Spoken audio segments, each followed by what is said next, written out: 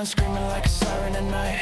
Red and blue shouting, nobody's right. Smoke in the streets, truth under attack.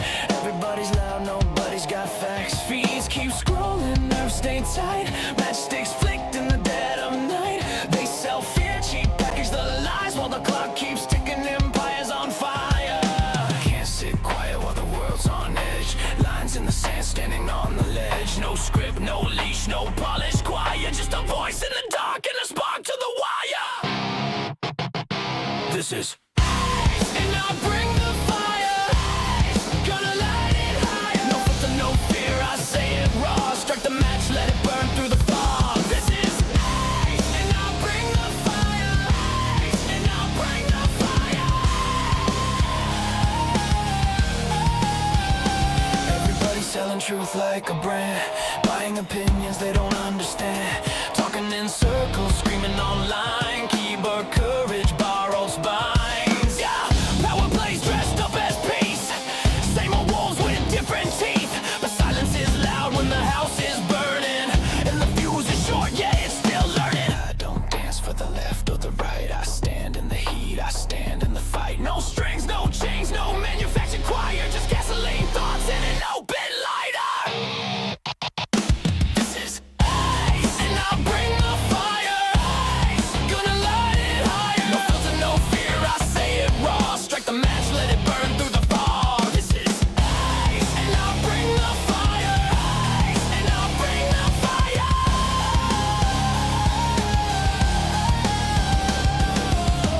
World's on tilt, pressure climbing. Truth don't whisper, it's perfect timing. You can't cancel the smoke, you can't stop flame. Say my name when it hits, say my name.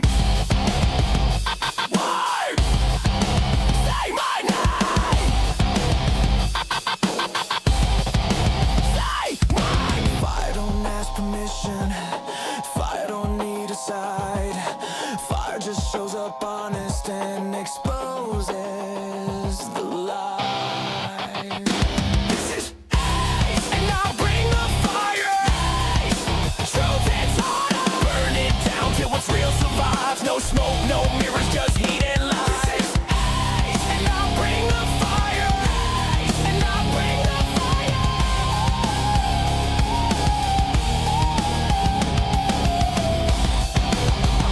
American fire.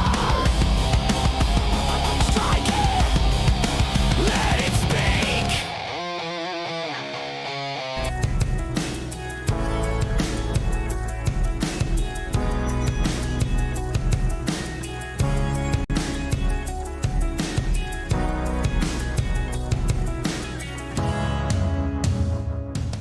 All right, happy Memorial Day, friends. How we doing today? I hope you guys are, well, most of you have the day off, are able to spend some time with family, friends, and of course to our people who have served. We remember those who have given it all for our country, going all the way back to the founding of this country, and the just the incredible people who gave everything. We never want to forget. We always want to remember that we are not a country by accident. We are not a country who got what we got for freely. We had to fight for it, and we still are fighting today in so many ways. So God bless, and thank you to those who've fallen, and to their families for making that ultimate sacrifice of losing their loved ones. Happy Memorial Day, and we are so thankful for being a part of the greatest country on earth. All right, I hope you guys are doing well, and I know a lot of people didn't expect me to go live today, but you know what, guys? The news doesn't sleep, and I just so happen to be around. So we're going to do it today. We're going to get into it. We're going to cover the latest with the Iran stuff, because this weekend was very different than what most people expected. People were ready, and it looked like we were headed towards escalation in attacks, bombings, and then it just didn't happen. And instead, we got an escalation in the deal making. In fact, the entire Middle East is now working with Trump to get this done. It is a fascinating story, and there are psyops everywhere. It is wild. I have people reaching out to me saying, what's going on? Is Trump caving in? They are believing, they're falling for it because it's everywhere, the nonsense. So we're going to break it down today, exactly what is happening, what we know for sure, and why they're all trying to make Trump look terrible in the media and podcastistan. And then, of course, we got more on Massie because this guy just doesn't go away. And today, over the weekend, he announced that he's going to finally, because he's now leaving Congress, he's going to drop some Epstein names, and he's blaming everything but himself for his loss. It's actually pretty hilarious. So we're going to go through that, and of course, laugh at the insanity. And then we got all kinds of other things on a smaller note, but we got play to get through today. So buckle up. We got a good hour and a half, 2 hours ahead of us. If you guys are ready for that, before you grill, as you grill, if you're going to the lake, whatever, you can listen later. It's all right. It is a holiday, and so we're going to be a little more laid back today as well. As always, guys, hit that like, hit that subscribe. Thank you for watching. I appreciate the support of the channel here. And let's get into the chizat. Say hey to the peeps up in here, and then we're going to get moving. First, Rumble today. We'll start with Rumble. We got AZ Tropic, Mr. Baseball. Says, new listener. Love the show. I appreciate that. Pixel Snap and Panzer Poppy. What's going on, guys? Thank you for watching over there on Rumble. And then on YouTube, where the most people are. We got all kinds of people up in here. Let's start with what's this? Chia Maria from the UK. Welcome. Thanks for watching. Catfish are jumping. Okay. All right. I like that one. That's a new one. 2 newbies to start off. I love it. Nick Majors, what's going on? Job for 9. Mark Maddox, Seth Linnerode, Z Grooms, Teresa, Tesla Joe, Dave Ricard, Wyatt Earp, Cardiac Cat, Gen X Maga, Ray Sandoval, Carnivore Kings here today. Donna, God bless you. Good to see you, friend. Rum Dog, Tammy Anderson, Max Callantine, Taya Dye, RB Davis, Dog, Stagehand. I love all these new names, man. DJ Doji Rules. That's an interesting one. All right. I like it. I'm feeling it. We got Hilla Cohen. He says needs to investigate the YouTube Soros Code Pink. Oh, we're going to talk about that today, actually. Code Pink and Hassan Piker in big trouble. Evil, what's that? Ev LDV. Okay, go Niners. Yeah, baby. Kim Wiley, what's going on? F YouTube says the TDSers are crying. Lisa Doxy, Anita Farron, C Jeans, Observer, CJB, good to see. Danker, what's up, man? All right. Glad to have you all watching today. Thank you again for giving me your time. I'm not sick anymore. I'm just tired. Had a long weekend, but I am still getting some junk up. So allow me to do this real quick, and then we will get moving.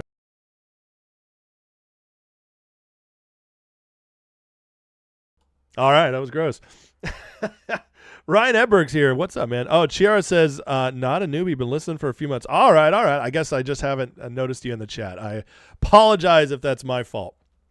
I really do. I don't want to do that. Okay, let's start here first with our White House and what they're doing for Memorial Day, because it's so nice to have class back in the White House. For all of Trump's brutalness and his rough edges, I gotta say, man, he also has put together.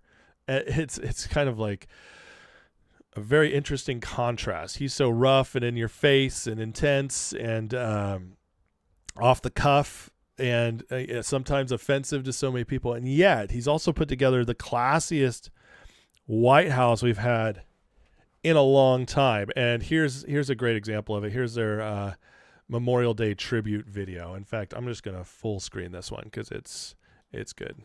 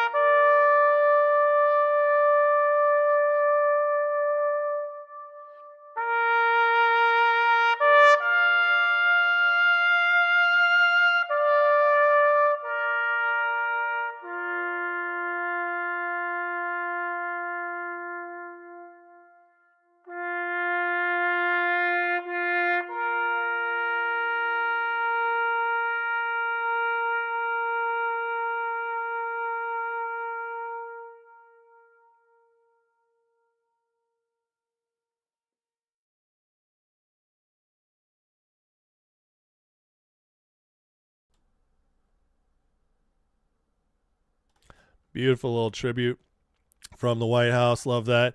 There at Arlington. And we have Trump had a Memorial Day message for us all today. Happy Memorial Day to all, including the Democrats. He can't help himself. Who disrespect our military, all of the tremendous success it's had over the last year. God bless those who've made the ultimate sacrifice. I love you all, President Donald J. Trump. So while this is going on, we have, it's just, I just love the way they're handling this. I'll just say it that. And Memorial Day is always a very special day. I have several family members who served in the military. Thankfully, didn't lose any of them. But always recognize that it could have happened. It could have completely changed the entire trajectory of my life and my family's life. So, just thankful to all that. Now, real quick, before we get into the Iran story, which is definitely the biggest story going on right now, there's a story right now that I just want to nip in the bud real quick, that President Trump is sick and in the hospital. And this is now happening the third time. This was reported by the Daily Mail. And I just want to let everybody know it's simply just not true. Here's a statement from just 2 weeks ago that on today, May 26th, he would have his annual dental and medical evaluations. So that's why he's at Walter Reed today. Has nothing to do with President Trump being sick. Has nothing to do with his health deteriorating. It's just the fact he was a regular scheduled program. So listen, guys, the PSYOPs are really ramping up. In fact, they are, well, we're going to talk about that more in a little bit, but it's getting out of control. It's always been bad, especially in the last few years, but they're just really taking it up a notch after this whole shellacking that's been happening in the primaries, and the fact that none of their PSYOPs have been working to hurt Trump, to hurt MAGA. It's getting worse and worse. They're really trying to get something going on. And I could tell you, I really noticed it this weekend as friends who watch this show, who understand how to see through everything, who I have been telling and teaching guys, this is how you look through it all. This is how you figure it out. This is how you know you're being psyoped. And still people were coming to me this weekend being like, dude, what is Trump doing? It's getting so bad. And I'm just like, oh my God, come on. This is not hard. I've taught you better. So speaking of that, let's get into Iran. So the latest from Trump on Iran, which is important. This is an absolute bombshell. Now, the whole weekend has been Trump is caving. He's giving in, and this is reported by Bannon. Ted Cruz got mad. The entire podcast sphere is just oh, I guess we did it for nothing. And nobody has the details. All right, except for whatever Trump's giving us. But we're getting all these reports just coming out that Trump's basically doing the Obama deal. He's just trying to get out of this. Well, finally today we got a really detailed update of what Trump's pushing them. And guys, I got to tell you, he is actually pushing them harder than he was before, and shocking not only the world with this, but the Middle East in a big way. So let's go through this. This is a long post, but it's important because Trump's basically pushing them all to get into the Abraham Accords. So listen to this. He says, negotiations with Iran are proceeding nicely. It'll only be a great deal for all or no deal at all. Back to the battlefront shooting, but bigger and stronger than before. Nobody wants that. During my discussions on Saturday, and he lists all the different people. There's a ton of Middle Eastern countries. They've all been talking. Egypt, Jordan, Bahrain. We have Saudi Arabia. We have Qatar, Pakistan, UAE. They're all there. It says, during my discussions with all of them, I stated that after all the work done by the U.S. to try and pull this very complex puzzle together, it should be mandatory that all of you join the Abraham Accords. Those countries discussed: Saudi Arabia, UAE, already a member; Qatar, Pakistan, Turkey, Egypt, Jordan, and Bahrain, already a member. Maybe possible one of two have a reason for not doing so. That may be accepted, but most should be ready, willing, and able to make this settlement with Iran a far more historic event than it would otherwise be. Abraham Accords have proven to be, for the countries involved, UAE, Bahrain, Morocco, Sudan, Kazakhstan, financial, economic, social boom, even during the time of conflict and war, with the current members never even suggesting leaving or taking so much as a pause. Reason for this, the Abraham Accords have been great for them and will be even better for everybody. Bring true power, strength, and peace to the Middle East for the first time in 5,000 years. It will be a document respected like no other has ever been signed anywhere in the world. Level of importance and prestige will be unparalleled. Should start with the immediate signing by Saudi Arabia and Qatar, and everybody else should follow suit. This is massive pressure he's putting on these countries.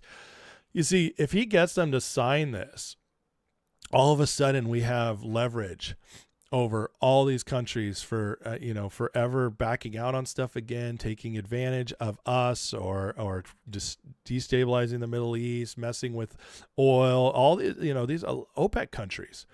Qatar, has a lot of funding that's going to people like maybe Tucker Carlson, maybe, allegedly. So you put them in a place where they are now signed on the line, where there can be consequences if they don't follow through on these treaties.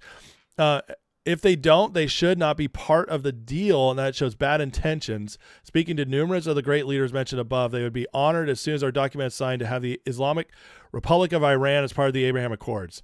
Wow, now that would be something special. This will be the most important deal any of these great, always in conflict countries will ever sign.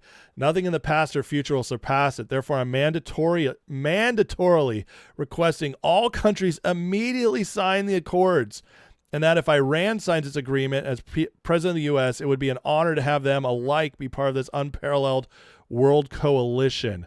Middle East will be united, powerful, and economically stronger. Perhaps no other area anywhere in the world. By copy of this truth, I'm asking my reps to begin and successfully complete the process of signing these countries in the already historic Abraham Accords. That is massive, guys. That is going up a notch. All right. Up a notch in the negotiation. So for everybody who's like, Trump is backing out, Trump is, caving in, Taco, he's not going to hold Iran's feet to the fire. No, he just upped it because he gets them all in. Now they're all united based on this accords. And then Iran is, odd man out. He's telling them that if you guys want leverage in all of this, if you guys want to be a part of any of my peace process right now, I'm inviting you mandatorily to also be a part of this. So Trump, he got them all into the room. It was like, hey, let's work out the Iran deal. And so they're all eager to do it because they all want Strait of Hormuz opened. They want this to settle down. None of them like Iran. Iran's been bombing all of them.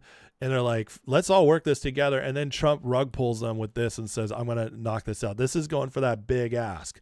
Will we see this from everybody? I don't know. But I can tell you that by going big, this is what Trump always does. Art of the deal.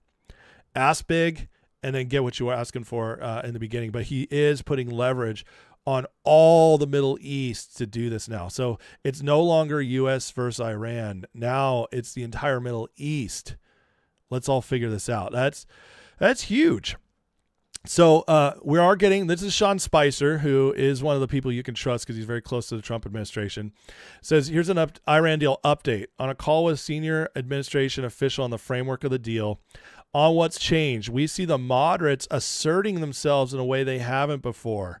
That's interesting. It means they're starting to push back on the IRGC. That pressure is building. Everything Trump's doing has been working. Iran's talking about details in a way they've never before. Blockade allowed for Operation Economic Fury, accelerate additional economic pressure on the economy. With respect to the uranium stockpile, no dust, no dollars. See, that was one of the psyops going on, is that Trump was just going to give them all this money. Somebody quoted and came at me this weekend being like, Trump's just going to give them $25 billion and get nothing for it. It's a bomb all over again. No, that's, my friends, that is just not what's happening. Expect any settlement to ensure there's no plotting to kill U.S. citizens, which there was a plot revealed on Friday that Trump's own daughter, Ivanka, had been targeted. And then no deal today or tomorrow. This is from yesterday. 95% done, but can take days of deliberation. So they're all working furiously. We actually have the president of Iran now on on video saying we're ready to give this assurance to the world we're not seeking nuclear weapons. So they are starting to change their language as well. And all this, I mean, here's the thing. As soon as Trump started negotiating instead of bombing, the PSYOP started on Saturday. Okay, blasting it out. I'm gonna show you a little bit more here in a minute. But the reason is because this is actually starting to be different. We've cornered them. And I think the ramping up, because I don't know if you guys were paying attention on Friday, but we had Trump skipping his son's wedding. We had J.D. Vance, Rubio, all of them rush back to the White House. And it looked like, oh my God, here we go. It's bombing campaign 2.0. We're going a whole ham on them. And I think what happened is a bunch of people were excited for it. And some were excited for it for the wrong reasons. They actually think like this would be bad for Trump. It's the whole, and I'm wondering more and more the longer this goes on, why Trump's held off on attacking again. And I'm starting to think that he knows that's actually what they want. They want it to escalate. And this is why Iran has been kind of, they attack Qatar, they're UAE, they're starting to like try to break that ceasefire, and Trump's held steady. Again, it always comes back to trust Trump, because as I was talking to my friend, if you guys were on the members live on Friday night, he said he used to have a 2-week rule with Trump, 2 weeks and then we'll understand what's going on. And he said now it's a 2-month rule. Sometimes Trump's so far ahead of the curve. We're starting to see some of that. And here's like Steve Bannon, his war room, reposted a Mediaite story. Ted Cruz not happy with POTUS's off-ramp, attacks supporters of deal. This is Mediaite. Mediaite is one of the most like hardcore leftist propaganda sites online, news sites. And Steve Bannon's reposting it. Why? As Interaction Barbie says, Bannon loves Mediaite, leftist rag, trashes Trump. Be funny how predictable these people are. So many suckers that gnaw along to the agitprop they sell. It's absolutely true. You can't be selling these kind of sources if you want MAGA to keep trusting you. Trump himself came out this weekend to directly address all the naysayers, all the psyopers. Says, I laugh at all the Democrats, rhinos, and fools who know nothing about the potential deal I'm making with Iran. I laugh at them. Isn't that hilarious? It reminds me of, not comparing Trump to God, okay, but it is in Psalm 2, it says, God laughs at the plans of his enemies. That's what this reminds me of when he said this. I laugh at them, and they know nothing about the deal, things that haven't even been negotiated yet. Weak and ineffective people like failed Senator Tom Tillis, soon out of office, Bill Cassidy, who suffered a massive primary loss, really bad Congressman Massie, a major sleazebag who lost a landslide to a great American patriot after showing tremendous disloyalty to his party and country, and almost all Democrats. People have totally lost their way, constantly supporting bad policy and even worse candidates, but are constantly critical of each and every fantastic win I have. These people should go home and rest. They do nothing but create division and loss. In other words, they're losers. Deal with Iran will either be great and meaningful or there'll be no deal. Be the exact opposite of the JCPOA disaster negotiated by the Obama administration, which was a direct and open path to nuclear weapon for Iran. I don't do deals like that. And this is exactly, I've been talking to you guys for weeks about this, that they keep saying that he is going to basically do the Obama deal all over again. That has been one of the main PSYOP narratives pushed, is that Trump has just done all this just to go back to the Obama deal, because they want to make it look like Obama was the genius, Trump's the buffoon, and Trump screwed up. Okay, that's what they want to make it look like. And this tells you right here, Trump isn't the moron just forging ahead just on his gut instincts. He absolutely recognizes the Obama plan or anything like it is completely unacceptable. And this is him directly saying that. So he knows MAGA won't accept that. We're not okay with that. And this is him saying, I'm laughing at this idea. So if anything, I mean, now Trump set it up so we could use his own words against him if he screwed up. And this is a big one. He has to get this right. He absolutely has to. MAGA is trusting him. We are trusting him that he did the right thing here. We can see all the reasons he went there. Those are pretty obvious the more we've broken it down. The question is, how do we finish it? And finishing it well is going to be a big deal. This is what everybody knows, and this is why they're all going after him for how he's finishing it, and why they keep saying stuff like, Iran's actually winning. We don't have any leverage. Trump screwed it all up. He got in with no plan. They want you to believe he's a moron, that he screwed up because he just had Mark Levin over one day, and Mark Levin told him to do this, or Israel told him to do this. Now we're stuck after 2 months, which is always hilarious to me, but that's what they're pushing. Now, Barak David, who is, he's from Axios, which I don't love, but he's in general a decent reporter with his sources on White House. He says, first here, President Trump told leaders of Arab and Muslim countries during Saturday conference call that if the deal to end Iran war is achieved, he wants their nations to join the Abraham Accords. Now, here's the reaction, though. It's just funny. The leaders, especially those of Saudi Arabia, Qatar, and Pakistan, who don't have formal diplomatic relations with Israel, were surprised. There was silence on the line. Trump joked and asked if they are still there. Does that tell you who's in charge or what? He's just like, yeah, hey, you guys still there? You what? Yeah. What, you don't like my deal? And he laughing about it is hilarious to me, because they just realize like they got sucked in, and now he's going to do something much bigger. He's doing something much bigger here than anybody guessed, which it's wild that he's pulling this off at this time. And it also tells you how serious he is. He's willing to risk his relationships with these people.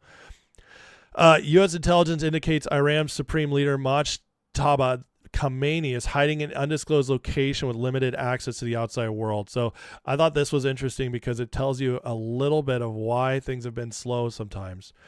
He is hiding. Now this is CBS News, so take it with what you want.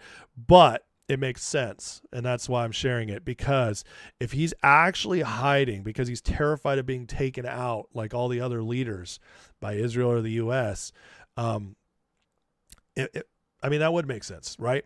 U.S. officials say the arrangement has made it difficult for Iranian negotiators to communicate with leadership, causing delays.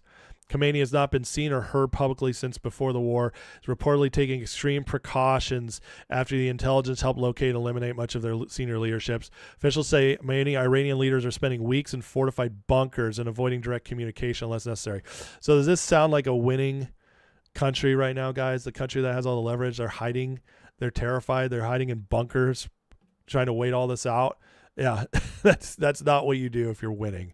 I'm sorry. If President Trump was hiding in the mountains of, in NORAD in Colorado and nobody knew exactly the location, and he was communicating only by walkie-talkie or radio signal, I don't think we'd feel like we were a strong country in that moment. So again, just painting the picture of where we're at. Here's Speaker Johnson talking about what he's seeing in the deal.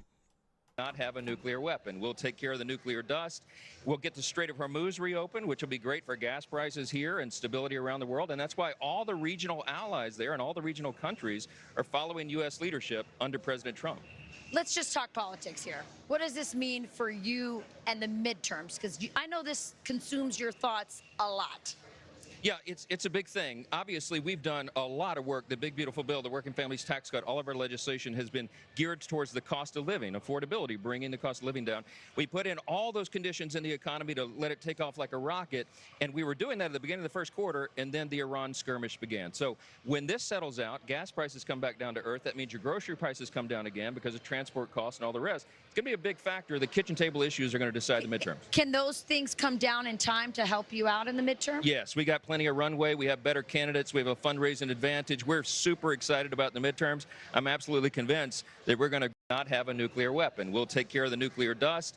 We'll get the Strait of Hormuz reopened, which will be great for gas prices here and stability around the world. And that's why all the regional allies there and all the regional countries are following U.S. leadership under President Trump. Let's just talk. a confident sounding man, I gotta say. You know, he's not just, and I'm sorry, I did let that repeat a little bit, but it looped. I wasn't expecting it to loop. He no ums, no hums, no hem and hawing. That's a confident sounding man. And Johnson, remember, it's always important to watch the Speaker of the House. He's third in, he's second in succession. It goes President J.D. Vance, Speaker Johnson for president. So he has to be appraised of everything going on. So that's a little tell right there. And then we have this about the ramping up in the deal from Trump. Reports indicate that the Iranians are trying to toll the strait. A senior administration official said, "We don't think that a toll is an acceptable outcome." And so the Trump administration is being very clear. This is an international waterway. It needs to be open for international shipping. The Iranians can no longer disrupt the international oil or LNG trade within the Persian Gulf, ultimately out through the Strait of Hormuz, or ultimately there's no deal.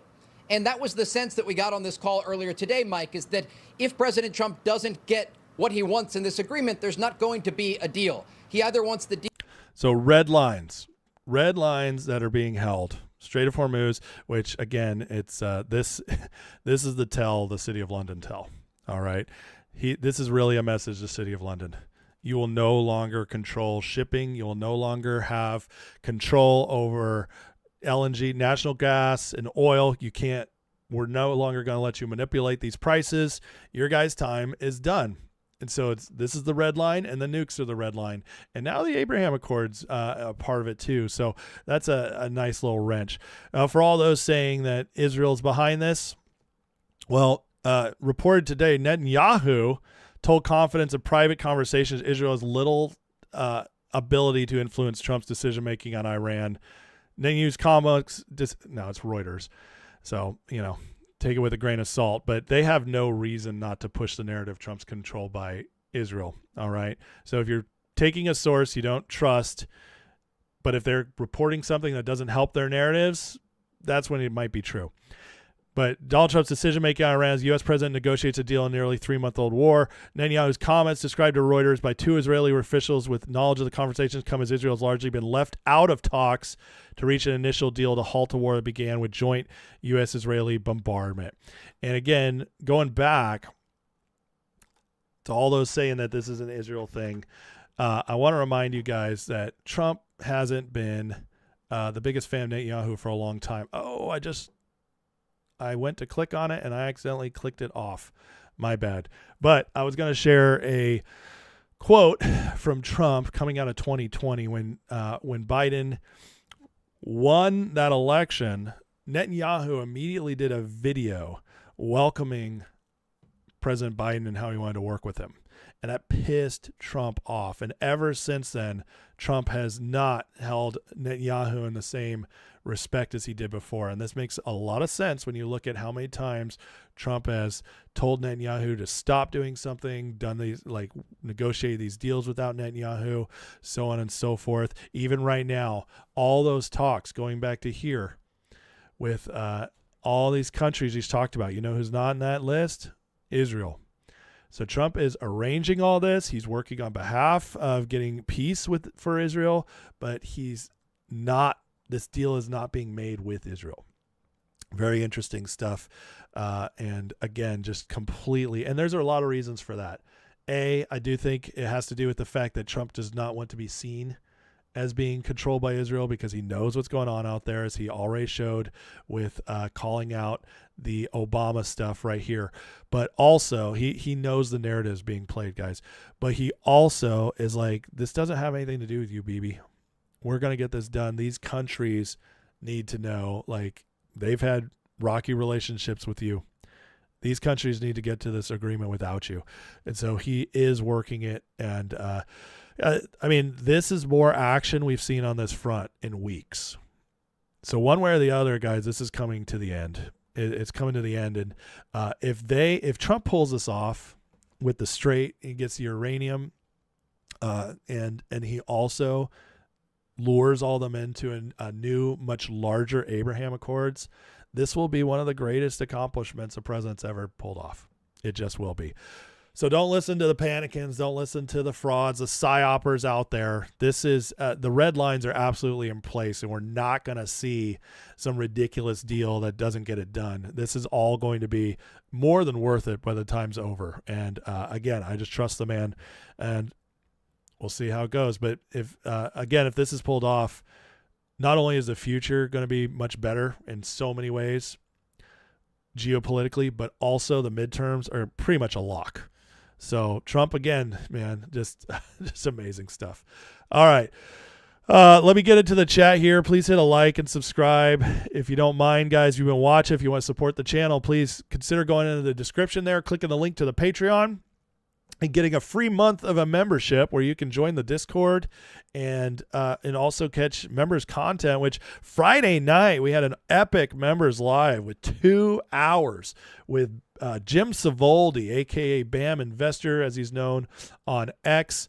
Just the man is a brilliant guy when it comes to the markets, and he really broke down what he sees Trump doing with the markets, what he sees for the economy coming up, and also how the cabal, how his work shows how the cabal keeps trying to destroy Trump's markets and economy, and Trump keeps fighting back. And as he said, this man has studied the American markets dating all the way back to the early 1900s. So he's compiled all the data, put it all together, and he himself said he's never seen anything like what's going on right now, which is huge because we keep being told like, oh, this is such and such all over again.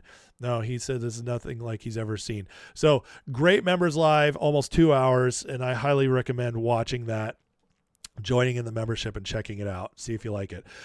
Next, we're going to get into the Grifter Report, and we have a lot to get to, especially with Thomas Massie. But first, I want to get in the chat, guys. And again, as always, if you want to get my attention, please tag me so I can find it. And if I can't find it still, the one way to guarantee I'll see what you write is through the super chat. So thank you guys for your attention to this matter and all the support for the channel. All right, let's see here. Just Mimo asks, is the Abraham Accords a big deal? Yeah, I mean, it's a massive deal. If you go back to the first term, Israel and the Middle East has had more peace than, in recent history, ever since Trump got that first Abraham Accord signed in the first term. Other than this attack in Iran, it's been relatively quiet over there the last few years. So, and Gaza and Israel, but that's a whole different beast. But as far as actual sovereign countries versus other countries are concerned, yeah, the Abraham Accords changed almost everything. All right, let's see here. Johnson, tell the insurrectionist Senate to do their jobs. Unfortunately, Johnson has no pull over the Senate at all. That would be Thune. And they're just doing their own crazy stuff. Let's see here.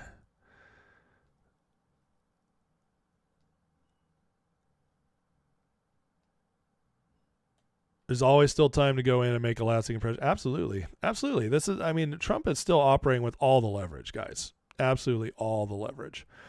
We have a $5 super chat from MTX. Says, so happy someone's talking about City of London. People forget Steele dossier was from British intel officer.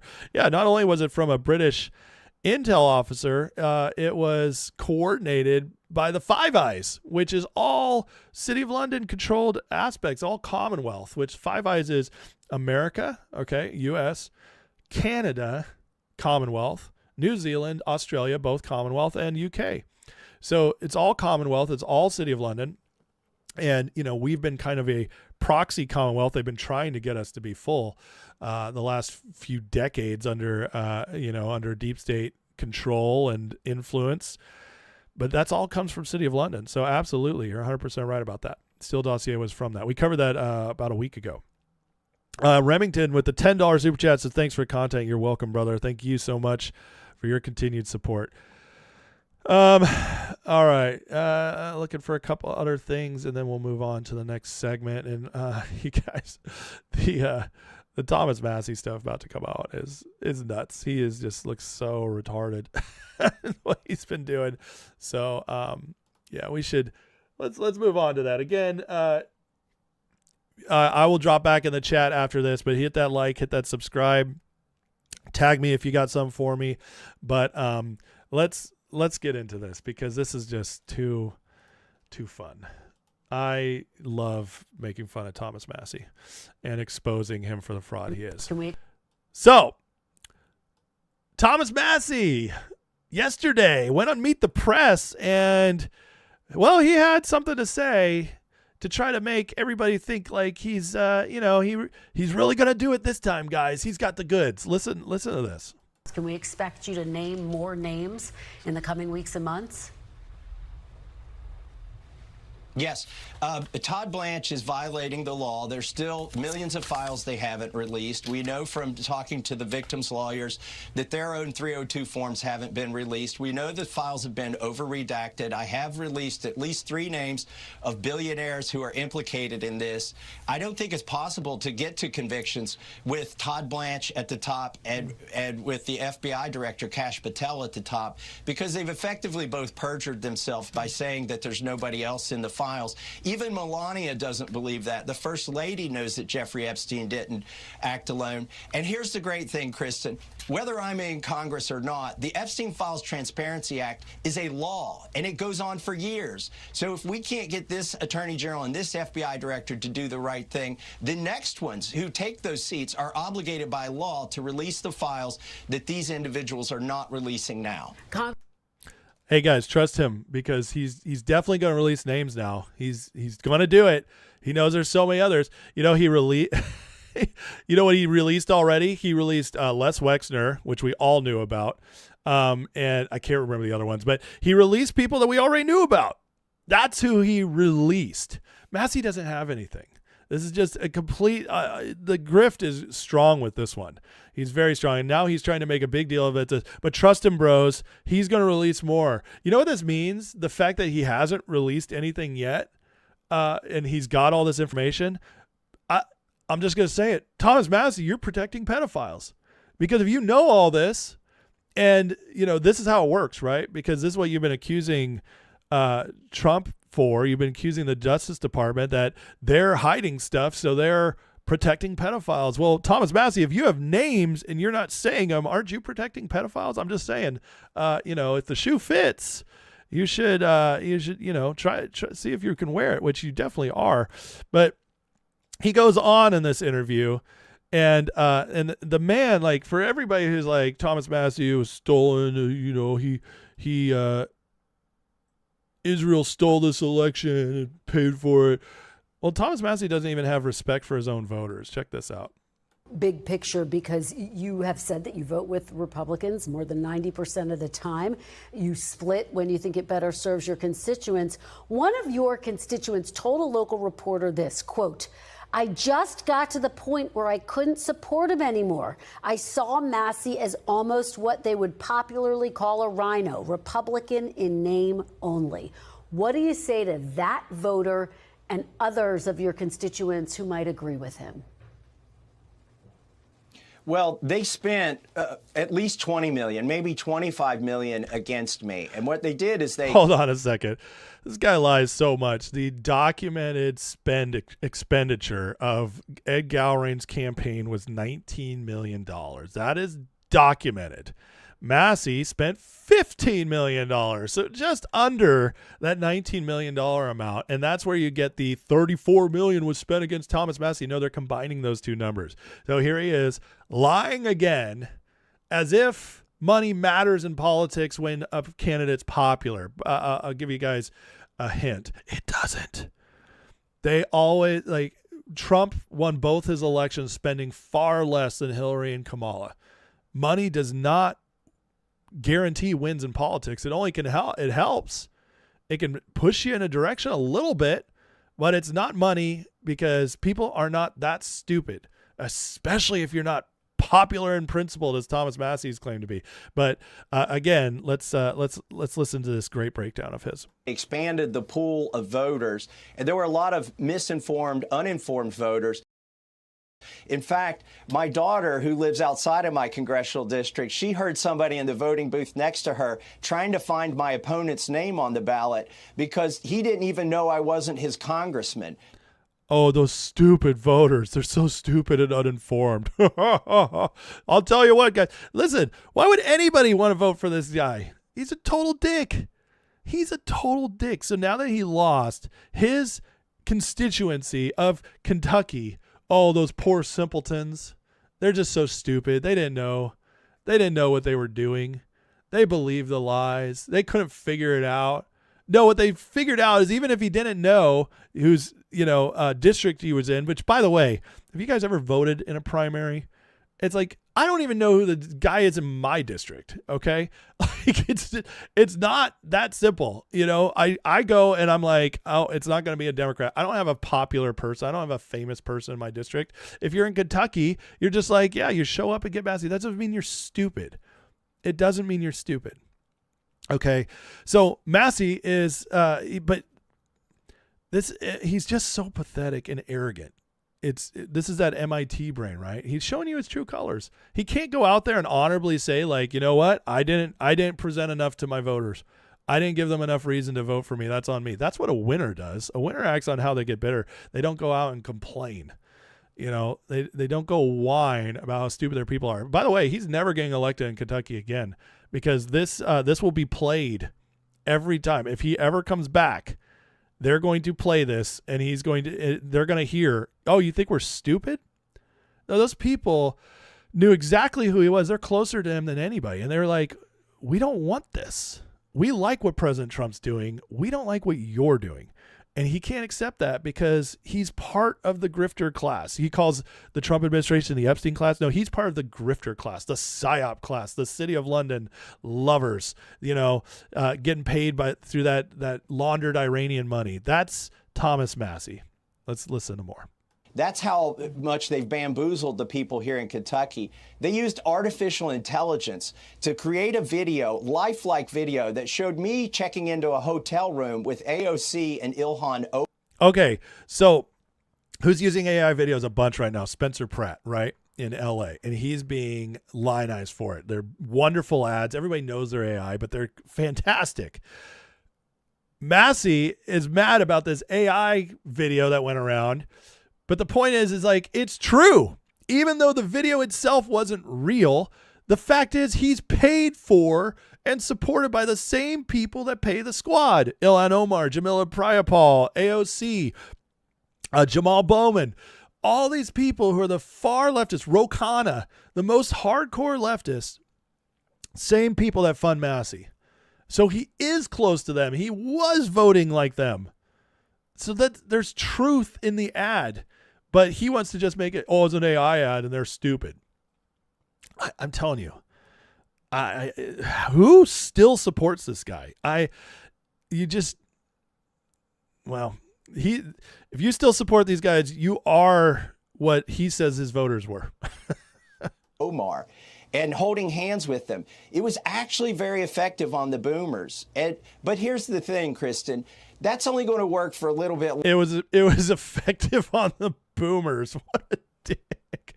He just called out all the older voters in his district who probably are the reason he was there in the first place. My God, man. Longer. The boomers are going to, leave this country to the Gen X and the Gen Z and the Gen Y and the millennials. And those Gen X is the most pro-MAGA group. Trump won them by the highest percentage. They are way more MAGA than the boomers. And the boomers are, older people tend to be more conservative. But also, they vote for stuff like Social Security and some social welfare programs. So they're a little more lean left than the Gen Xers. Gen Xers are the most hardcore right-wing MAGA group. So if Massie thinks the boomers dying off is going to end up being good for him, he can't be more wrong. It's going to get more MAGA. As the millennials grow older, they're getting more conservative. That's what happens. And everybody who's followed politics for the last 100 years knows it's true. People get more conservative as they get older. You just do. And then again, you hit that kind of tipping point where you're reliant on the government a little bit more. So it kind of evens out a little bit more. But the older people, the people most like working right now, running companies and stuff, is that Gen X crowd who's in their late 40s to low 60s. They're the ones the most MAGA right now. They're the ones earning the most money. And that, because they're not on Social Security yet. They're not in retirement yet. And they're the ones who Massie is all of a sudden saying is going to make it a better for him. No. We're getting more MAGA as a country, folks. We just are. Those folks are the ones that I won overwhelmingly. That makes me really hopeful for this country. They don't get fooled by artificial intelligence, and they check the news. They get news sources like from podcasts and other sources. So, okay, I gotta laugh about this one real quick. He's trying to act like the younger people are the ones checking the news and not fooled by AI. That's hilarious. That is the funniest thing I've heard yet. I've said it before, I'll say it again, and I don't mean this in a mean way. I just mean it as the truth.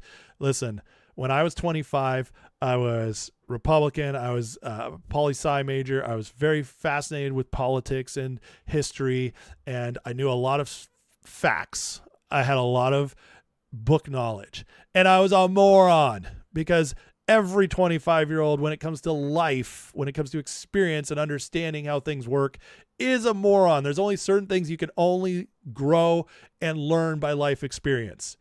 Okay? That's just a fact. And I'm sorry, I'm 42 now. I've learned the hard way just like every other young person will. When you're 18 to 30 years old and you just are living life, you're figuring out the world, you might be really smart, but you're still a moron. And I don't mean that in a mean way. It's just be humble and understand how little you know. Like we all have had to learn the hard way. The more you think you know, the more you're going to be humbled. I'll put it that way. And it's constantly the young who are duped.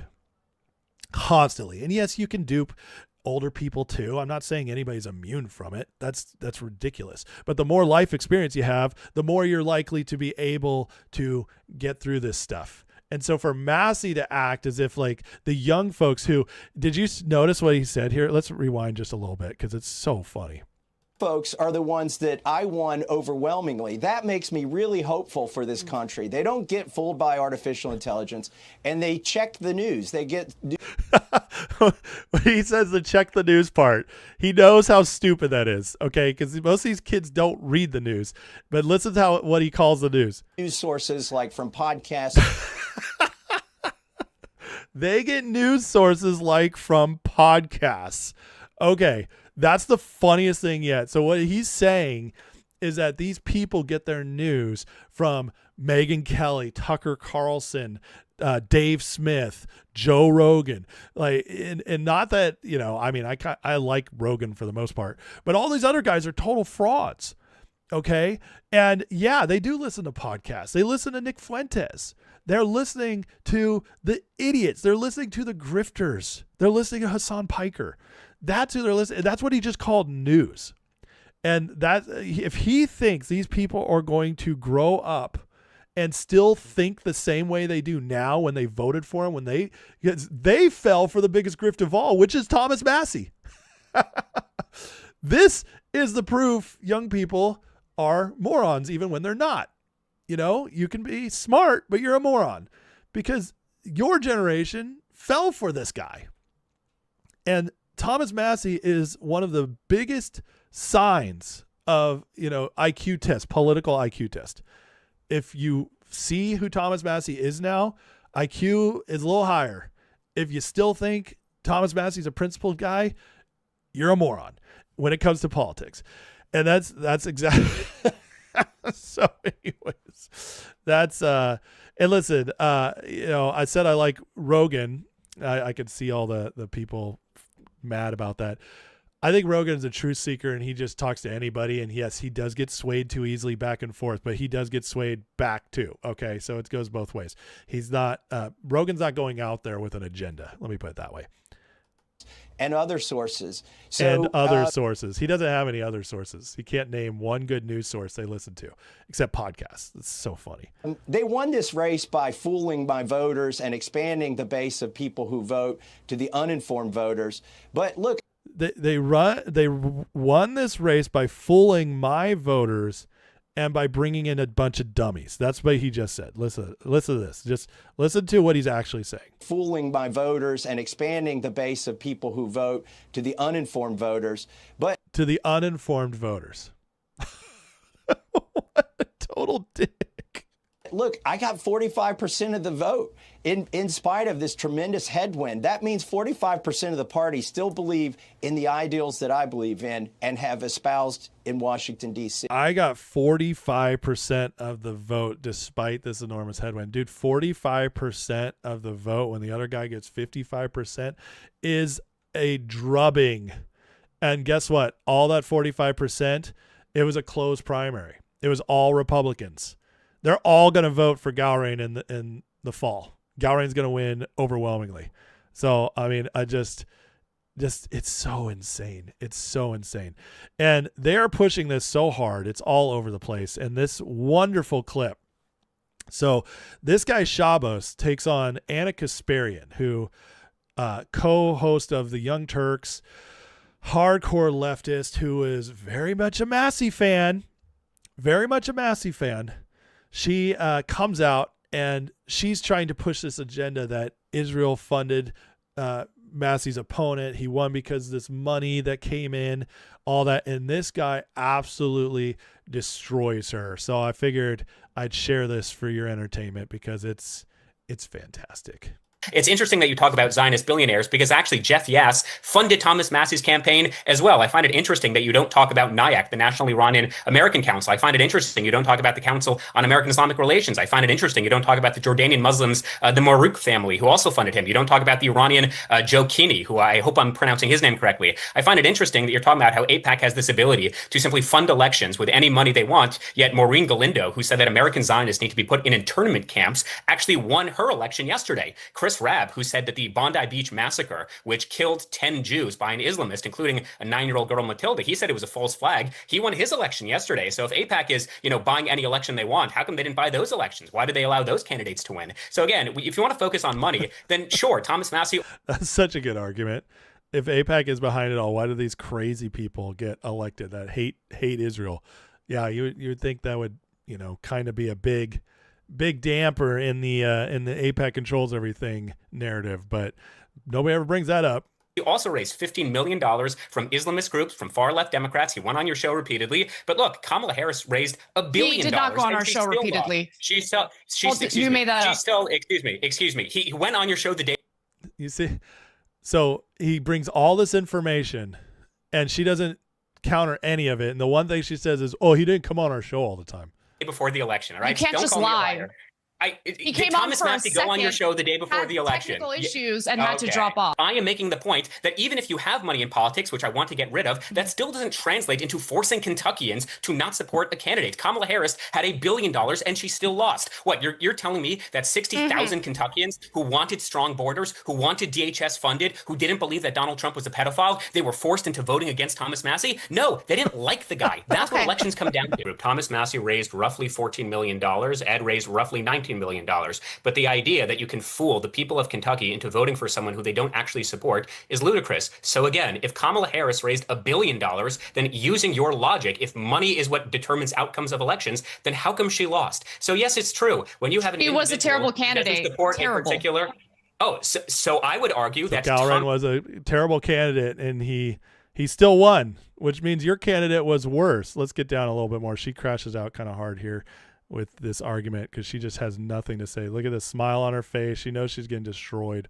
Campaign finance reform, they're only interested in acquiescing to the lowest common denominator with spewing these bizarre conspiracy theories that an American lobbying group, which I don't even support, AIPAC, is controlling our government, controlling our lives. Show me the evidence, show me the proof. These are American citizens. If you want to make policies against American citizens lobbying their government, sure, I'd probably support it. But no one is making those actual arguments. They're just deluding their viewers into these grandiose conspiratorial thinking, and it is damaging to the political discourse. It is damaging to the psyche of the American people, particularly my generation, generation, That Gen boy Z, who fired believe up. that the reason the economy sucks, the reason I can't get laid, the reason I can't get a job is because something APAC and something BB. And again, cut foreign aid, it doesn't bother me at all. But let's have serious intellectual discussions about our politics and not trying to grift after the dumbest podcast to stand narratives. I have a question for Chabos, Here we if you go. don't Listen to mind. this. I'm very curious.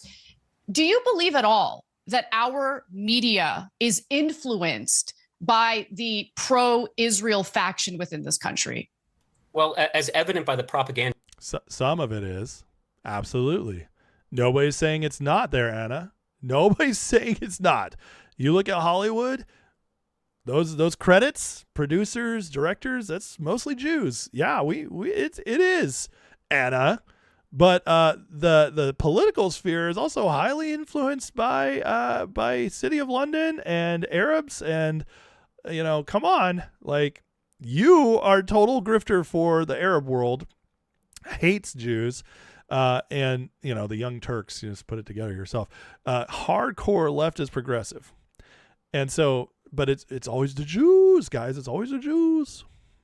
You spew each and every single day. No, unfortunately, one of the hallmarks of having a liberty and a democracy is people can say stupid things. So when you talk about how 1% of our federal expenditures, which is foreign aid, is the reason why the Israel lobby had to take out Thomas Massie, you're referring to Americans. I don't like AIPAC. I don't support AIPAC. I'm not affiliated with AIPAC, but they are Americans. And if you want to make laws that forbid Americans from lobbying their government, then fine. I'm totally in support of that. But the problem I have with you, Anna Kasparian, is you ignore the fact that Thomas Massie took money from the National, you ready for this? American Iranian Council. He took money from Jordanians. He took money from people outside of the United States. But you don't seem to have a problem with that. Let's focus on the media. So you don't think...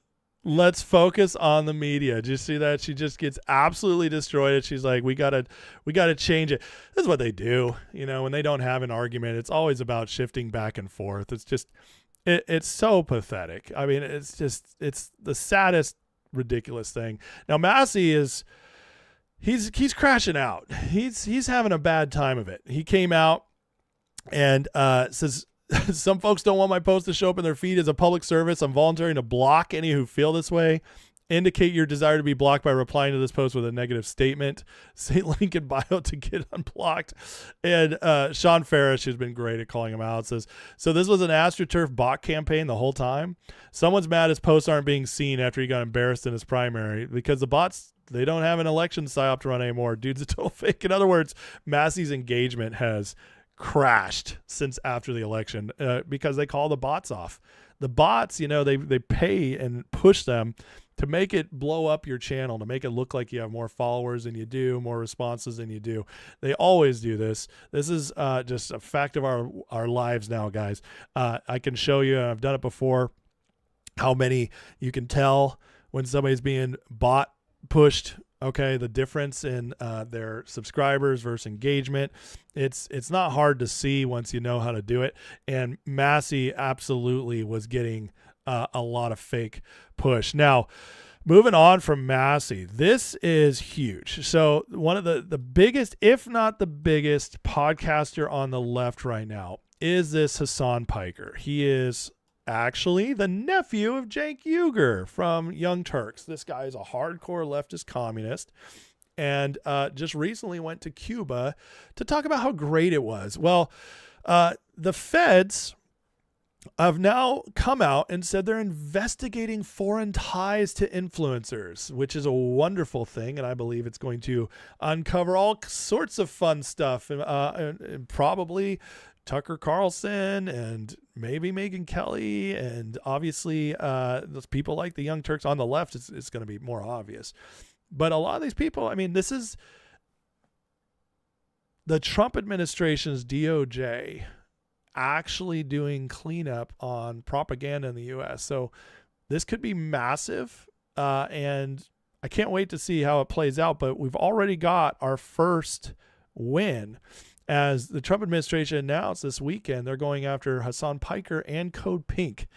And listen to Hassan once he finds out he's being subpoenaed by the Treasury Department for his foreign ties and funding. And I'm not going to lie to you guys.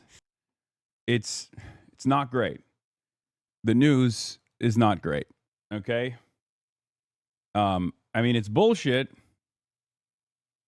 but still not great. This man is scared. You know, they're after your boy. They're up my ass. And I'll obviously get into it right now. I'll tell you all about it, but let me blast off real quick. We will free you, brother. Yeah, free me. Free me. Free me. I can't. And I'm not going to lie to you guys.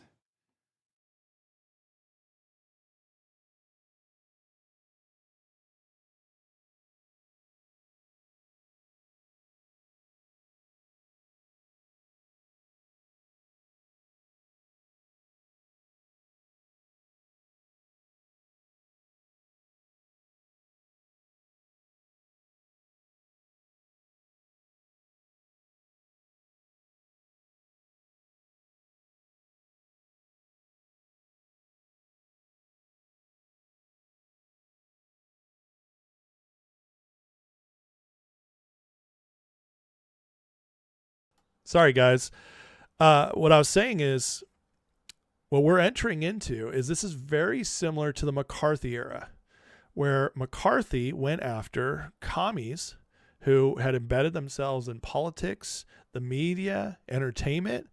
He busted a lot of them out in the open, arrested several, and that's how he broke Soviet Union hold in our country in a major way. Now they infiltrated, played a longer game, got pretty far, but this is happening all over again. All right. And now it's the City of London, deep state funding through Islamic networks, Iran, Qatar, all this banking that they hide through. And that's they the Muslim Brotherhood, as I shared the other day, how the Muslim Brotherhood's kind of like everywhere, even in South America. That's how they fund a lot of these people. And we're starting to actually see this might be our new McCarthy moment. But instead of just one senator going after it all, we might have the entire Justice Department doing that. And we need this. I mean, listen to this right here. So he had Ashley St. Clair on before his freak out over finding out he's being subpoenaed. Ashley St. Clair was on, who is former influencer for MAGA. Okay. Then she hooked up with Elon Musk, had one of his babies, and then she's gone full leftist ever since then. And she's trying to bring down Elon. She's basically just exposed who she is, as so many of these people are starting to do. But here she is with Hassan Piker, and they're talking about the actual breakdown they're trying to accomplish through the MAGA psyops. And listen, they basically tell a major part of the story right here. Listen to this. Right, and he's like firmly established himself as the guy who can consolidate the base. He wants power and he's vain. I think that's fracturing, though.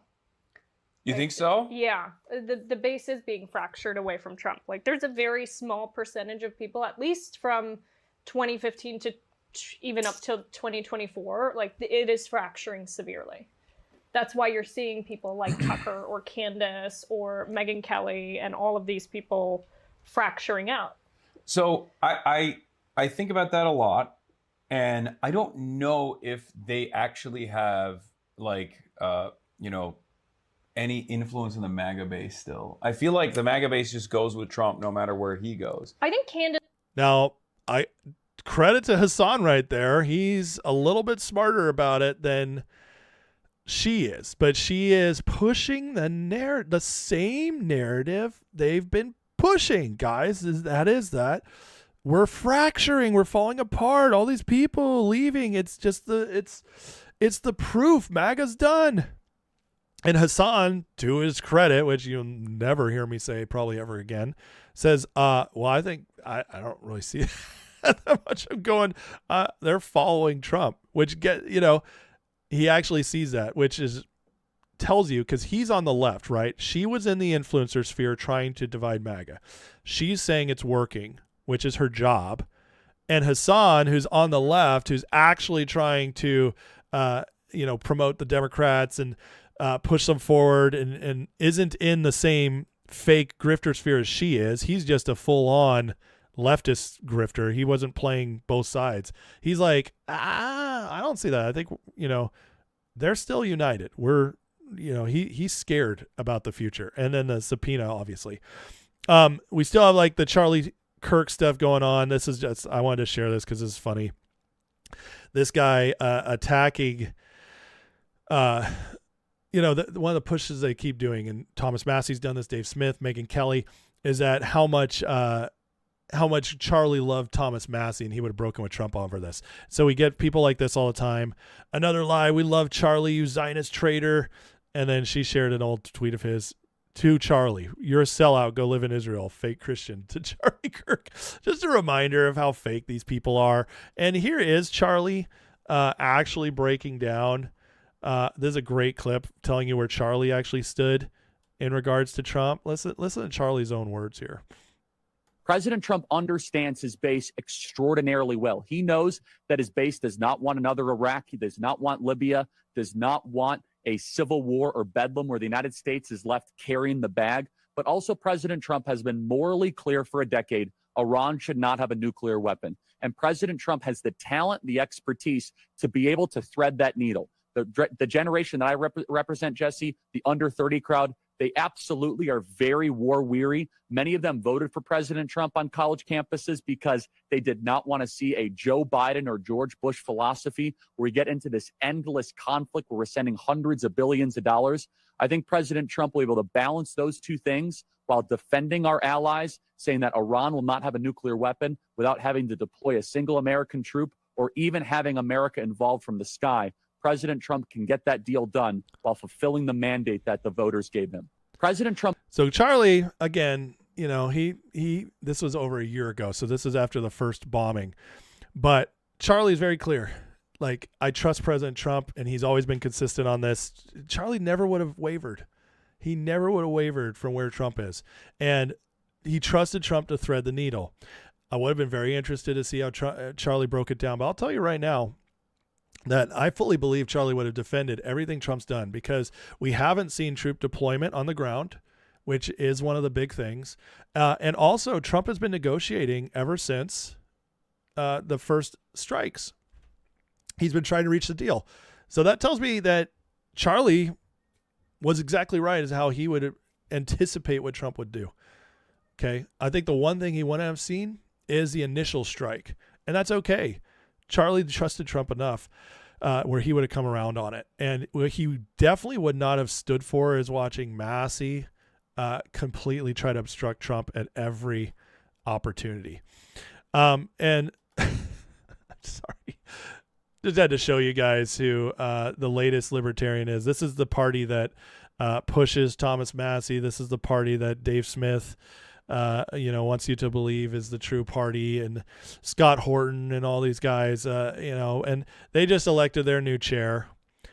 He's been convicted of armed robbery. He publishes gay torture porn, and he was a COVID panikin. But the good news is the Libertarian Party under his leadership should be unable to take votes away from Republicans as the new Libertarian leader. So if you guys have any doubts that the Libertarianism is a total fraud, well, they just keep getting better and better on that side, don't they? They keep exposing themselves even more and more. So, it's exhausting. I got to keep showing it though, because way too many people are swayed by this nonsense. But Trump's just outing them. He's pushing them into the craziest places. They can't pretend anymore they are who they say they are. They're actually just showing us who they are from now on. And it's great. Now, this great post from Bam, who I did have on my members live last Friday, shared this. The bogus information spread by so-called experts on X podcasts is unprecedented. A CIA analyst was just commenting on oil prices, told the audience oil traded up to 140 during COVID. Reality, oil crashed below zero during COVID. He confused early summer of 2008 with the lockdown of 2020. Mario, this is in the fall, would have corrected him if Mario knew any better. Literally blind leading the blind, spreading anti-U.S. propaganda. This is exactly what's happening. So, again, folks, don't trust anybody right now. Even me, like, double check anything I say. Go to sources, research. all that. Remember for a while there was that psyop going around. I was like, don't do your own research. No, do your own research. Check everything, because there are people out there, and we see it in the podcast sphere. We see like Sean Ryan, who's ex-CIA, ex-Special Forces. He's a total fraud. Total fraud. He's a part of the podcast stand people. We got Tucker's father was CIA, Alex Jones' father CIA, all this connection. And they come on everywhere as like, we're the experts. And they have these people as we're the experts, but they just lie. And if you don't know any better, they sound legit. It's like Kyle Seraphin going on Alex Jones. He's former FBI. And he's like, oh, I have good knowledge. Kash Patel's getting fired today. Well, that was 8 weeks ago now. Nope, never happened. Not even close. It's just nonstop lies. So we have to keep sorting through all this stuff nonstop, because everything out there, we have to hold intention. Even the White House, which they're right almost all the time. Sometimes they do throw stuff out there to deflect, to get you, thinking different. Trump is the master of this. He does tell us what's happening. He never lies about the direction of things. That's one thing Trump doesn't do. He never lies about the direction. But sometimes, he throws out fake details on stuff to throw you off the scent. We cannot trust. That's all it comes down to right now. So do your due diligence. Follow the people who keep backing it up. Follow the people who always have receipts, and just recognize that, like, sometimes even they will throw you off, or they'll get psyoped themselves, because it's nonstop right now. It's everywhere, nonstop.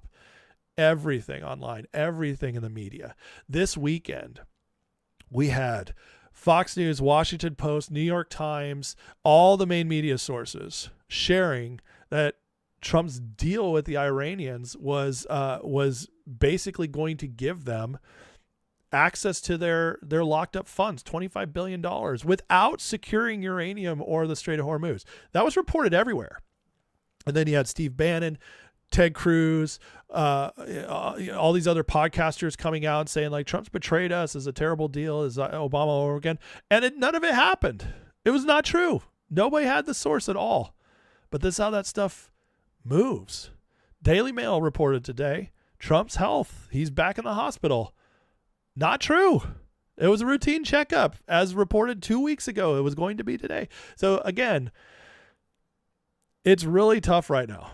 It's really tough. It's all over the place. So we just have people like even Thomas Massie, coming out and just lying to our faces. So again, my rule of thumb is trust Trump, and it makes you look like a genius 95% of the time. All right. You guys don't mind, hit that like, hit that subscribe. I appreciate you watching and joining me on this Memorial Day weekend. Got a couple small things I want to cover here, and then I'm going to set you guys free. But do want to make sure I don't miss any of the super chats. I had Doc Know with the $2 super chat. Says DOJ won't be the only thing around us but assault biker. Yeah, if he's in prison, pretty boy. Oh, God. Don't get me started. Daniel Frame with the 10 gifted memberships. Thank you for that, Daniel. That's very generous of you, sir. It's been a bit, brother. How are you? 10 gifted memberships. If you guys just earned one of those memberships, please know that now you have access to all the members' lives here on YouTube. So you'll want to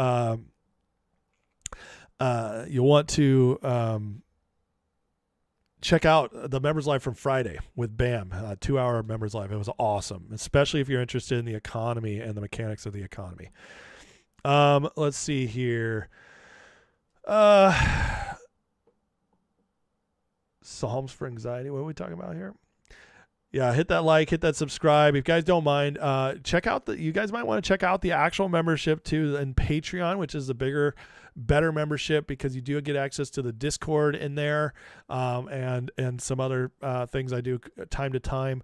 But in the description, if you click that link, you get a free month. That's my gift to you. Get a free month of the membership. Join the community in the Discord. It's amazing people, and you'll enjoy it. Lisa says, how do you know if you received the gift? Well, your name turns to green. You become green, and that's how you know you got a membership. And there's nothing wrong with the YouTube membership. But I don't push it because it doesn't give access to the Discord, because it's only, the YouTube membership is very cheap, just a couple bucks a month. And it does open you up to members' lives. So it's a nice little thing to have. But in the Patreon, you get the members' lives plus the access to the Discord group. So it's better. It's worth it. And also you support the channel more by the Patreon, because it gives they give a higher percentage. So if you want to support the channel, the best place to do is the Patreon. But if you're just like, all I care about is members' lives, the YouTube membership is great. And people gift them all the time, so it's great. Let's see here. Anybody else? Did I miss anything?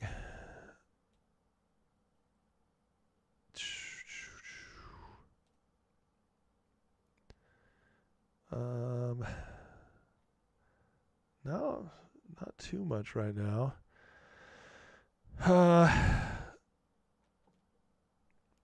Yeah, we're still, my thoughts on Mike Flynn. I am watching Mike Flynn very carefully. Let me put it that way. He does a lot of good stuff. He puts a lot of good stuff out there, but he also has some very, very shady ties that I don't like. And I think it's very interesting Trump won't put him in the administration. So as far as Mike Flynn goes, I am just not, I'm very wary of him. Let me put it that way. Very wary. So is Trump speaking right now? Awesome. I'll have to go watch that later. So, okay, let's get into a couple of small things before we leave today. Okay.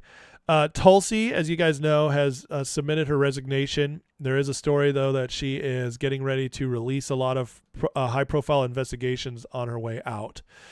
Some of those are the findings on Havana syndrome, AHI's COVID, weaponization of the government, overthrow of November 3rd election, and more. From Trump, thousands of additional documents are coming. This is going back to last year when he said this, but this was treason. Leader of the gang was Barack Obama. So again, we know a lot of this stuff, but it's believed that a lot of these documents are going to get dumped before Tulsi leaves. Now, this story right here is from Joe Hoft, who was a Gateway pundit, I believe, and so tends to be mostly reliable reporter. We'll see if he's right, but I will say that she has nothing to hide anymore to protect her own career if she's leaving. So, it could be very much like when Bondi handed off to Blanche, and all of a sudden things really ramped up. So, we'll see over time if this Tulsi thing is as it looks on the surface, or if there's more going on behind the scenes. Laura Loomer thinks that she's leaving so she can run for president. I disagree with that. I don't think Tulsi has any plans to run in 2028, but we'll see. We'll see. Loomer has, sometimes she gets great reports, and sometimes her stuff is just fizzles out. It's nonsense. she's a little temperamental. So she kind of picks and chooses when she doesn't like somebody. Sometimes she can go a little overboard. She did this in 2024 before the election. Laura Loomer had this bombshell story that Taylor Swift was going to make a big push towards Kamala at the end of October and use her weapon as a big celebrity to get like all these girls, like teenage girls and 20-some girls to vote Kamala, and there would be a huge surge to the poll of youth votes because of this, and it never happened. So Laura has been wrong on a lot of stuff. She gets some stuff accurate, and then she's wrong on a lot of things too. She was very wrong about Tulsi stepping down timing-wise. She said this was going to happen 2 months ago. It didn't, obviously. So, I just take it all with a grain of salt, even Laura Loomer stuff. I only tend to share Laura Loomer stuff when I know it's true. When it all adds up, but again, sometimes sources are bad. You never know, but why she shares some stuff that ends up not true. But I'll just say this: that as of right now, I think Tulsi is a patriot. I think Tulsi's done good work. We've seen her at the sites where they're getting like the election data from Fulton or Mariposa. She did release a lot of great stuff on Crossfire Hurricane last summer and Russiagate. So I have no reason to see that she won't do some more before she leaves. And again, only time will tell, though, if the rest is true. If she starts running in 2028, we'll see. U.S. has paused $14 billion in arms going to Taiwan, which is very interesting. See, we've had, especially during the Biden years, there was a huge push on believing that China was going to take Taiwan and that this was something we need to get involved in. And that really started in the Biden years and then carried over into the early part of Trump's term. And then it went quiet. Now Trump's gone to China. He's talked to China. And all of a sudden, we're not funding Taiwan anymore. Well, Taiwan has several ties to City of London, deep state type stuff, so it's going to be interesting to watch this unfold. And I'll break that down on another day. But this to me was just very interesting, and so we'll see what goes on here. But already we've got chip factories starting to go up in Arizona to try to make sure that we don't rely on Taiwan anymore. But also, I don't know, there's more going on behind the scenes with China than most people care to acknowledge. So that I found that very interesting. Next, I want to share this from Kevin Warsh. So this is our new Fed chair, and who's been really pushing a new look into stuff with the Fed. And anyways, listen to this, what he talks about he sees coming at the economy. What we call AI in a couple of years, we'll just call business. And AI is going to make almost everything cost less. And the U.S. can be a big winner. And it's a hugely exciting moment. If I were to step back for a minute, if I were the president, what I'd be worried about is a central bank that doesn't see any of that. A central bank that is stuck with models from 1978, governance from a prior period, and don't recognize we could be at the front end of a productivity boom. And if I were the president, I'd be worried that they might not see it. And they might think economic growth is somehow going to be inflationary. I think we were probably in the early innings of a structural decline in prices. Ken sees it on the front lines of real businesses. And I think if you look over the period of the next year or two, it's a pretty special moment. What we call AI. So he has a completely different framework for understanding the Fed and what's coming in our economy. Obviously, this is much more aligned with what Trump and Bessent are saying, that we're at the beginning of a production boom. And they want you to fear AI, guys. I'm just telling you right now. The PSYOP, and don't get me wrong, AI is a tool just like the internet. And there are legitimate concerns about it. If it's regulated wrongly, over-regulated as well is a concern. But ultimately, I do believe it's going to be a great tool. And most of the fears about it are just that, unfounded fears. But Kevin Warsh is going to be directing the Fed now in a whole new way with a whole new mindset of what the Fed role could be in all this. And I think that's wonderful and exciting because it's going to be, if it was Warsh and Trump and Bessent, they're all not fans of the Fed. Okay? They're just not. But you can't get rid of the Fed without Congress, and that's just not going to happen right now. So what do? You reform the Fed and make it change how it uses its vast power, and that's what we're going to start seeing this year. And we have this story came out this weekend, which I just thought was fascinating. I wanted to share it. Microsoft is banning its own engineers from using AI. And it's costing more than the humans to replace. And so what's happening is with the token-based pricing and coding and everything, they're using AI so much now that it's too expensive. And this is a long story. I'm not going to go through the whole thing, but basically what's happening is a lot of these fears of AI we're already starting to hit this maximal point where some of them are just unwinding. There's a lot to go. There's a lot of changes that can be made.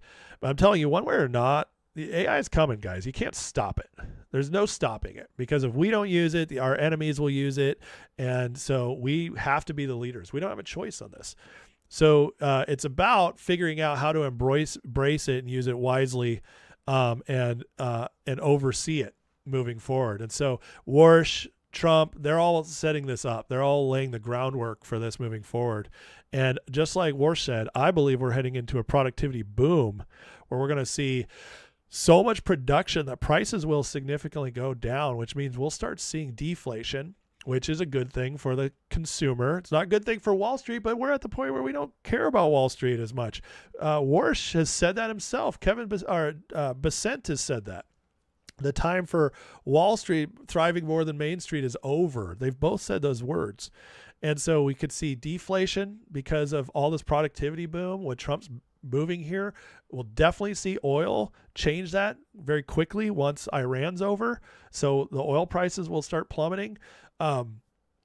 We're headed, I mean, I think economically, guys, we're just headed to a much better time, and we just got to give it a little more time. Do you understand that these major market shifts, okay, economic shifts in a major economy like ours actually take 18 to 24 months to start seeing the real results? This happened to Reagan in the 80s. He passed all this tax cuts and deregulation in 83. The major recession hit. His popularity plummeted to 35%. Ronald Reagan was at 35% popularity, and then the boom kicked in. It took a year and a half, 2 years, and then the boom kicked in, and that boom was so strong it sustained our economy for almost 20 years. Other than a couple blips here and there, our economy was strong until the crash of 08. And they had to do a whole lot to crash it. It was very strong. So, and that was a lot of because of what Reagan did. But guys, it takes time to see the results. And what Trump did last year with the One Big Beautiful Bill and what he's been doing with deregulation and all that, the new manufacturing coming here, that's going to take time to see results, but it's already done. You understand? The foundation's been laid. And so by the end of this year, I think even by the end of the summer, we're going to start seeing a real uptick. And then going into next year and the last 2 years of his administration into 2028, I believe the economy is going to be booming. I really do. I think that's what we're seeing. But whether you agree with me or not, don't be a doomer. And I just wanted to share this at the end here. New studies keep coming out about mental health and worry. And worrying about the future is associated with poor mental health. Stay present. Don't be a black pillar. I've shared other studies recently about like being obnoxiously optimistic is actually a sign of good mental health. And now we got these coming out. And so I just like to tease you guys who black pill the doomers, but it is true. You know, we need to stay hopeful, and it'll keep you in a much better place. All right. I did see a couple super chats come in. Let me get to those. $5 from Remington says, I like Tulsi, but I can't ignore Loomer's accuracy and reports on her. Just saying. Well, see, that's where I disagree with you, Remington. By the way, thank you for the $5. I just want to disagree with you that her Loomer's reports on Tulsi have been accurate, because so far they haven't been. You know, you can't say like Loomer back in March said Tulsi was going to be dropped after Joe Kent. And now Tulsi announced her resignation 2 months later after the report, and she's not leaving till June 30th. So she wasn't fired. She's not, you know, so I just don't think you can call that accurate reporting. I'm sorry. I just would disagree with you there, but thank you so much for disagreeing honorably. And I speak for you with a $5. I'll just call it a donation because he doesn't have a question or comment. Thank you so much for that. Very appreciated. Very appreciated. Let's see. Yeah, it took Reagan 2 full years to improve that's 100% true. After he passed everything, it took 2 years. Dan says it's not dooming to expose negative consequences. It's not. It's dooming to always expect negative consequences no matter what. That's dooming. And it's dooming to think that everything that happens and, you know, listen, hope is a choice, and disappointment is a real thing. The question is, what do you do with disappointment? Do you let it define you? Do you let it change who you are? Or do you start learning how to see the good in everything? How to start seeing the silver linings, how to start seeing growth. Listen, I'm somebody who's lost most of my family. My parents were killed. My brother died. I grew up like poor, always struggling. My family's always struggling. Watched my father try to be run out of the church for taking a stand on stuff. I've lived through a lot. almost lost my marriage, but just by being hopeful, keep fighting forward, keep looking for the good, and keep growing, my life just keeps getting better. And that's, I'm sorry, I know. And like the vast majority of successful people are very optimistic. It's just a fact. You have to learn to be optimistic to be successful. You just have to. And you have to get over disappointment. You can't live on it. You just can't. Doc says, if AI is too expensive for Microsoft, they own their own models. It doesn't bode well for the rest of us. Well, that's an interesting point. The problem with your point is that it wasn't too expensive for them just to use as a supplement. It became too expensive for them to fully replace. In other words, they were getting rid of people and they were using the AI nonstop, okay, for all the replacement of coding. They weren't using it as a supplement. And the supplement, guys, AI is not going away. That's going to, I use AI all the time. I love it. It's fantastic. It's enabled me to be way more productive. It's just really good for a lot of stuff if you know what you're doing. But yeah, it is expensive. Now, it's not expensive for me because I don't use it all the time. It's not replacing me. It costs me, I don't know, $50 a month. But if you're replacing people with it and you're going to have it run nonstop, that's where it gets too expensive because you're paying for the extra use. And I think that's a good thing, honestly. I think that shows that like it will have limits, and limits are good on AI. We want limits. Limits are what will keep us safe. Shadow Slaver with a $5 donation says, just found you and you seem really cool and informative. Well, I appreciate that, Shadow. I appreciate that very much.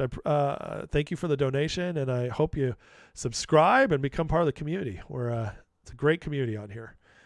We monitor the chat. We keep the trolls out. We keep it for people who, we want to keep it to real people talking in honorable, professional, respectful ways, even if they disagree. And we keep it a good community as a result. So welcome to the community, and thank you for supporting the channel.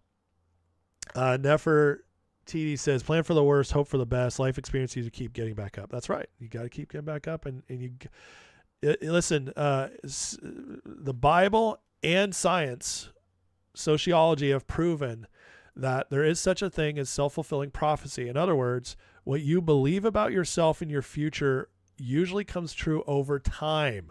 That's the key phrase there, over time. And so if you keep believing for the better, you keep refusing to give up, you keep moving forward, life tends to get better. It's just a fact. It's been proven. Obviously, it's not 100%. Some people die. Some people get sick. Sometimes horrible things happen. That is absolutely a fact of life as well. However, the vast majority of the time, it does work. Vast majority of the time. I'll tell you this. I've never met a negative person who is influential in a way that I cared about. I don't, negativity. I'm just like, I immediately tune out. I'm just like, nope. There's a difference between negativity and realism, but people use realism to mean negativity as a cover. Well, I'm just being realistic. That means you're being negative. But you can present real facts and be like, here's our problems, here's our opportunities. Anybody who presents problems without opportunity is being negative, and that's not realism, because there always is opportunity, which is realistic. Remington with a $2 donation says, disagreement means we're not an echo chamber. Absolutely. I'm going to learn from you guys and be challenged by you, which will make me get better. I like that. But you have to be respectful. That's the only thing I ask for in my channel.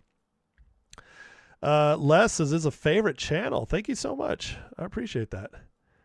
We're all biased. That's absolutely right. There's no such thing as not biased.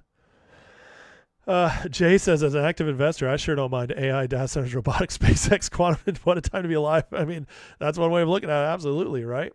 Absolutely. Tricky Vicky says, Victor Davis Hanson's fighting cancer, navigating healthcare system. He shares that. Wow. I didn't know he had cancer. I really like Victor Davis Hanson. I feel like he's been one of the few sober voices in this Trump administration as far as people with big media platforms. Let's see here.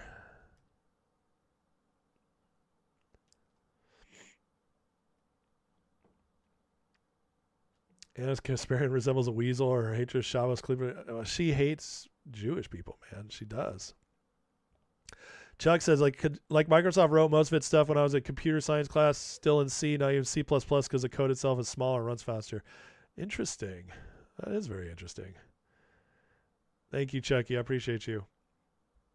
Thanks, Fu Manchu.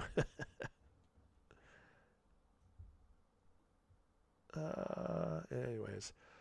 All right. Well, last call, guys. And then if nothing else, I hope we all have a blessed Memorial Day, even to the Democrats. Hope they have one too. But let's enjoy our families and friends and just celebrate this amazing country and remember the sacrifice it takes to keep it. So, let's see. Thoughts on Elon AI putting in safety so AI doesn't destroy humans. I mean, it's interesting. I just see, I don't worry that AI is going to destroy us, because the people who believe that, and Elon's one of them, they believe that AI could get to a point where it has basically the equivalent of the human soul and can make those kind of decisions. I just don't see that. I don't believe general intelligence will ever be general artificial intelligence will ever be accomplished. And see, my thoughts on this is, as somebody who's a believer in God, I believe humans are special because we're made in the image of God. So we have a spirit and a soul. No machine can ever have that. It just can't happen. You can't recreate it through science. So if you can never have a spirit and a soul, AI will never get to those terrible, terrifying places people project it to get to. And so we're not going to see Skynet, from Terminator. We're not going to see the Matrix. I just don't think that'll ever happen. And that comes from my faith, which, has also been proven right way more than any of these doomer science people have ever been proven right. So I just don't worry about that, honestly. Do I think we need to have stuff like regulations on it? Absolutely. I mean, just like we should have, but I also want it to be on the lower side of things, just like with the internet. I think too much regulations stifles growth and hurts us. Look at like global warming regulations. So, okay. So, Elon is not a believer. I think he's getting there. I think he's very open to it. But he still has some weird beliefs. Like, he actually thinks we're going to get to Mars. I just don't think that's happening anytime soon. But we'll see. He actually thinks we could live on Mars. Dude, nobody's going to want to live on Mars. Mars sucks. Let's see. Why did Trump not attend his son's wedding? I think it was for safety reasons. We don't have the real reason, though. Les Flint says Candace is 100% negative. She's depressing. Well, that's because she's trying to discourage us. She's a psyop, She is. Assad will go back to Cuba. Via Guantanamo. I like that. Anything else? All right. All right, guys. Well, I'm going to call it a day. Lisa says, I thought that was the problem. AI doesn't have a soul, so it doesn't value life. I mean, you could make that argument, but then you also have to make the argument that it could still get enough power and control where that would matter. Okay. My point is if it never reaches general intelligence, it'll never take over itself through logic. And through, it'll always be a computer code. So which means it'll always have limits. And that's why I don't worry about it. So stop doubting about Mars. Mars is going to suck, guys. I'm just telling you. Anyways. All right, guys, let's pray and get out of here. So Heavenly Father, thank you for today. God bless all these people. But Lord, especially thank you for our country. Thank you for this amazing country you gave us and we're blessed to be in. And Father, thank you for all those who gave their lives through the 250 years we've been here to make sure we got this country in the first place and got to keep it. I thank you for those willing to put their lives on the line now to do the same and make us even better. So we're so blessed, and we just can't even ever forget, like, even no matter how bad things get or how how big our problems get, that we are still the greatest nation ever, and we live and we are blessed to have it. So thank you, Lord, for that. Pray a blessing over President Trump for his protection, for wisdom and guidance, Lord, in all he's doing. I pray that this Iran stuff, Lord, would just end in an amazing deal that shocks the world, and we can start moving forward. And Father, just bless our country. I pray that going forward, Lord, this country would have more prosperity, justice, and peace than we've ever known. And we truly see a golden age and leave a better country to our kids, grandkids, and great-grandkids, Lord. We pray this in Jesus' name. And that, Lord, as a result of that, it would be a blessing to other countries as well, and the people willing to wake up and take their countries back. So pray this in Jesus' name. Amen.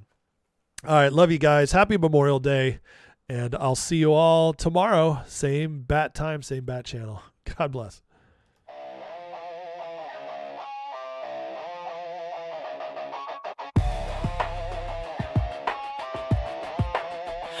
Headlines screaming like a siren at night. Red and blue shouting, nobody's right. Smoke in the streets, truth under attack. Everybody's loud, nobody's got facts. Feeds keep scrolling, nerves stay tight. Matchsticks flicked in the dead.